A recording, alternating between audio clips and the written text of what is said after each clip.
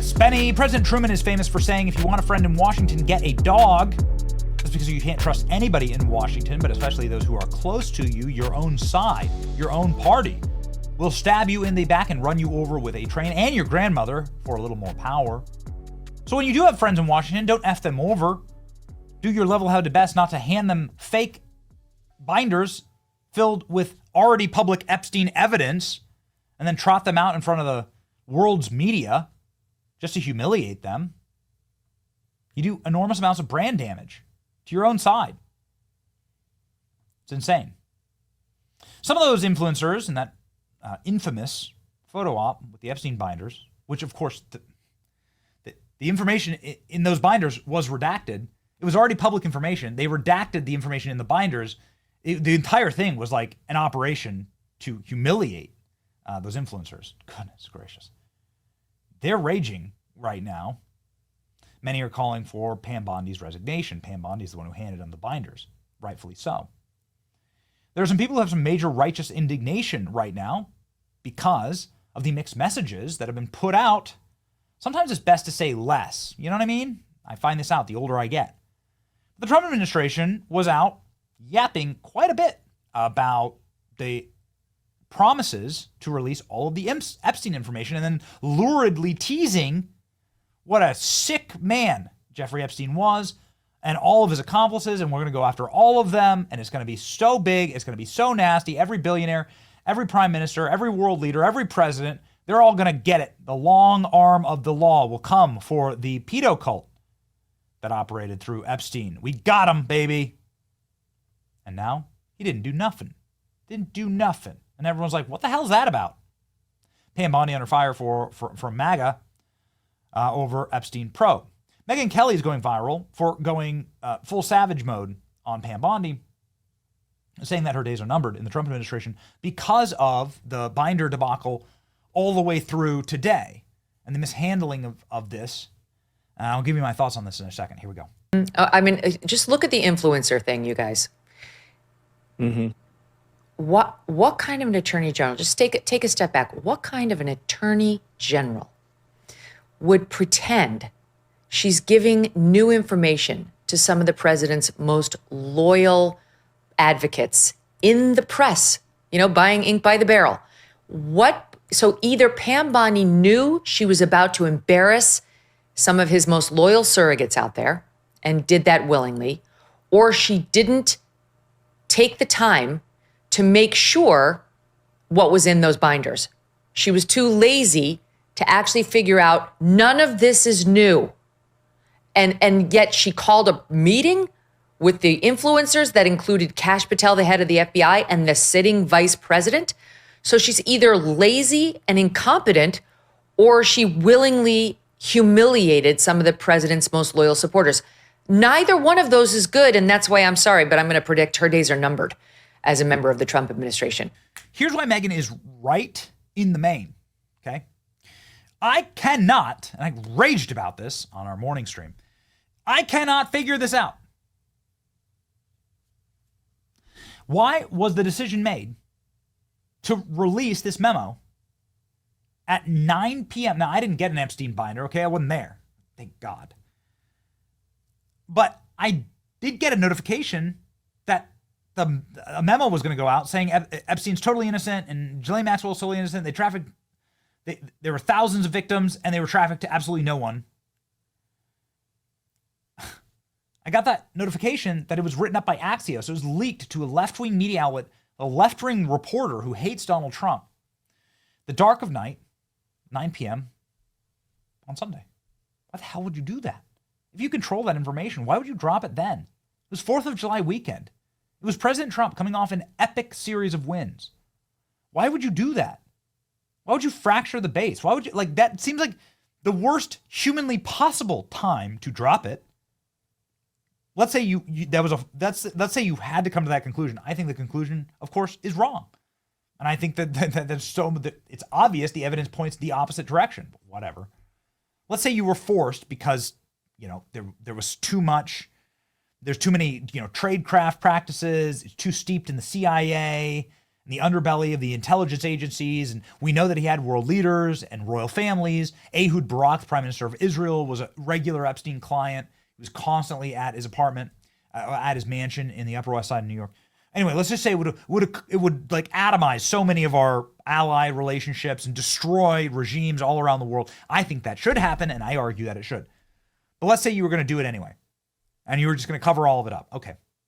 Well, if you make the decision to cover all of it up, then at the very least, like, don't drop it on 4th of July weekend on a left-wing outlet. It's insane. It's with no explanation. It's insanely insulting. I mean, it really is. It really is. Glenn Beck, who is a massive Trump fan, saying Pam Bondi needs to resign, not because of the cover-up, not only because there was a minute missing from the camera video, it wasn't even the right camera angle. What the DOJ gave us was a partial view of the facility, just a mess. We know for years that there wasn't a working camera in his cell, so why release this video? Why not tell us that there was a video glitch in advance of the release? This isn't about whether Epstein killed himself or not. What matters is real transparency and justice. But instead, what we get is absolute incompetence from the Attorney General, says Glenn Beck in this epic rant. Pam Bondi needs to be fired. Who is rolling this out? The little rascals? Panky, look, I got some videotape. What are you doing? This is ridiculous. This is such absolute incompetence. Again, it doesn't prove that this, he was killed. However, it is the fact that they're releasing a video that has this many holes in it to a passing. Again, the person you're trying to make feel better about all of this is someone very interested in the detail of it, right? It's not someone who has a passing interest. You're not releasing this to some person who kind of knows who Jeffrey Epstein is. This is intentionally designed to try to push down what you're arguing is a conspiracy theory. You're also, and you know what? I'm not arguing anything. I'm arguing this is incompetence. Yes. I'm not arguing that he killed himself or he didn't kill. I don't know. But this isn't helping. Not only are you saying, that these people have some interest in it. Well, these people are, interested in the details. No. You're releasing it to a bunch of people who many of them have the details, but many of them are hostile to what you're saying. Okay, that is a pretty powerful duo. You have some big online influencers, Liz Wheeler, Megyn Kelly, Glenn Beck, Tucker Carlson, sort of the granddaddy of them all, out with an episode, Why is Pam Bondi's Justice Department covering up Jeffrey Epstein's crimes and murder? Tough look here from Tucker. It's got 6 million views, 9.2 thousand reposts, and been seen by millions. Here's Tucker's flaming takedown in this 2.5 hour long podcast. So too, actually.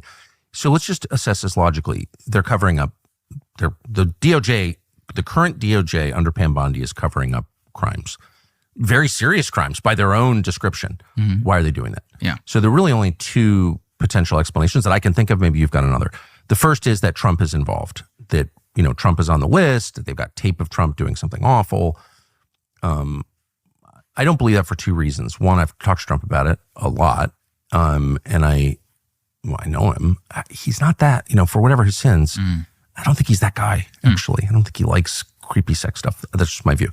But more, I think, convincing is that this is all information that the Biden administration had. And if there was evidence that Trump had been involved in illegal sexual activity, you think the people who made up Russiagate wouldn't have leaked it? Right. Come on now. So the only other explanation that I can think of, again, maybe you've got another, is that intel services are at the very center of this story, U.S. and Israeli, and they're being protected. I think that seems like the most plausible. That's the most obvious. If you have a history. Polls like these are being run across the internet. Should Pam Bondi resign? 85% saying yes. Goodness gracious, 20,000 votes. Gunter Eagleman's a very influential MAGA account. Jesse Waters has the most watched show on Fox News. And he had Patrick Bet-David on to say this is the worst fumble in the administration's history. The number one trending hashtag right now on X is Epstein. 2 million people have tweeted with the topic of Epstein. Number 2 is Nicki Minaj at 100,000. Comey's at 42,500. There is a reason why people are asking about this. This is by far, and I'm a supporter. 3 times I voted for this man. This is by far the biggest fumble of the administration they've had thus far. And here's the reason why. If you remember the president winning, he had a conversation with Fox News, the great Rachel Campos Duffy, and she asked, Mr. President, 9/11, yes. John F. Kennedy, yes. Epstein, he didn't say yes. He was a little bit hesitant of bringing that information out. Why? So why does his leadership team go out there and are like, we have this information and we're going to release this and cash? And let me tell you what we have with Pam Bondi out of the state of Florida. She knew everything about Bondi, about Epstein. Why are you fumbling this? Why are you not having an emergency meeting together to conversate and say, hey, we're going to be on the same page with messaging on this. All you have to do is send a message to everybody, say, God, let's have a conference call. Here's what we're going to be saying about this, because this was a very important issue to not 80% of the voters that voted for President Trump, but I think 20% of the voters wanted to know what's going to happen with Epstein, and it's a big letdown. I totally get the big victories. Tariff, $300 billion valuation this year of how much money is going to come from tariffs. Last year, the government only got $80 billion or so. That's like a company increasing their valuation by 4x. Massive victory. The stuff that's going on with, different areas we're winning. What happened with, Iran, the back and forth, the conversations. I think this was the biggest fumble when it came down to Epstein. And the more they answer like that, the more attention you're going to draw to. People are going to ask, why are they so nervous about this? What do you know that the rest of us don't know? If it's just the fact that you want to hold people blackmail, is that the relation between everything? Everyone's read the stories. It's not like we don't know what it is. It's not like the only thing people watch nowadays is Fox. People watch Twitter. People go X. People go CNN. People go ChatGPT. People know what happened with this guy. But my biggest suggestion, let's not have another fumble like the one we just had here, because this was the biggest fumble by the administration. Well, I mean, as we've said, some of the people affected by Bindergate right here, her name is Liz Wheeler. Liz Wheeler has 1 million followers. She's a show on the Blaze. Trump is massively misreading his base on this one. It could cost him the midterms. People care about Epstein, not only because of the grisly crimes against children, because there's evidence of government cover-up. Evidence like Epstein's autopsy showing injuries incongruent with suicide. Evidence like a British palace's response to ABC News nuking their report on Epstein and Prince Andrew. Evidence like U.S. Attorney Alex Acosta saying that he was told to back off because Epstein belonged to intelligence, and on and on and on. Government officials are telling us to ignore the evidence in front of our own eyes and believe them without any evidence. Nope, not going to do it. We voted for radical transparency and justice. President Trump needs to listen to his base on Epstein. We've been hurt by the deep state weaponizing government against us, calling us terrorists, censoring us, and questioning the 2020 elections. Forgive us if we refuse to believe that government officials are now asking us to believe the narrative that contradicted by all of the evidence that we can see. We will not be subject to gatekeepers anymore. Don't insult our intelligence. Don't belittle us. We voted for President Trump because he promised justice. Justice isn't dismissing those crimes and moving on. Justice means arresting the swamp creatures who perpetrate these crimes and dismantling the corrupt institutions. Pam Bondi didn't tell us the truth. She seems more interested in being on Fox News star and keeping promises. Something is fishy about this Epstein stuff. His racket, his death, his friends, his intel connections, patting us on the head and telling us nothing to see here is infuriating. President Trump should not underestimate the significance of this moment. He's losing goodwill thanks to Pam Bondi. Trump is smart. He cares about his base. He listens. He should listen to them now. Otherwise, it will cost him the midterms. There are a lot of other clips and a lot of other posts, obviously, with this same sentiment. Elon must stop following Pam Bondi. Uh-oh. Pam Bondi lost the faith of the American people. But I think I'll leave it with this. This is Liz Wheeler's commentary on Chris Cuomo's show, effectively saying this is the end. It has to be the end. The days need to be numbered. And we voted for Trump because we wanted justice. And justice involves actually holding accountable the people who committed that wrongdoing. So now we see Pam Bondi. I was at the White House that day when Pam Bondi gave out those white binders. I was one of the ones who received that binder. So when you say before I'm invested in this, yeah, I am invested in this because what she did made me look like I was adding to some kind of clickbait weirdo influencer thing online, which I don't do. People that watch me know I'm very prudent. I don't engage in hot takes. And I gave her the benefit of the doubt. You give the benefit of the doubt to people on your own side. I thought, okay, I don't know why she gave us those binders if she didn't have good stuff in those binders, but she said there was another story. A whistleblower told her there were truckloads of documents. Hopefully she'll produce. And I gave her time. I was patient. I gave her the benefit of the doubt. But here's the thing, Chris. That day in the White House, Pam Bondi bragged about making that cover sheet on that binder that you're showing on the screen. That cover sheet that reads the most transparent administration in history. Epstein files phase 1. She told us she made that. She printed it. She put it in that binder.